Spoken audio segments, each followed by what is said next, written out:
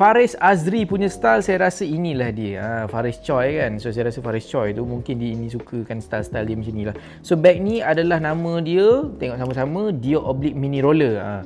Mini Roller ni saya suka sebab dia boleh pegang dengan dua cara. Yang pertama adalah top handle macam ni. So kalau korang macam nak style korang boleh pegang macam ni. Tapi kalau korang malas nak pegang, korang boleh terus cross body kan dia, shoulder kan dia, dan strap dia ni adalah basically adjustable lah. Bag ni dalam Dior Oblique, overall condition saya boleh katakan dalam macam 8/10 sebab dia dah start tu colour dia macam pudar-pudar sikit, tapi ini boleh, insyaAllah boleh adjust, tak ada masalah. Bag ni boleh masukkan Pro Max.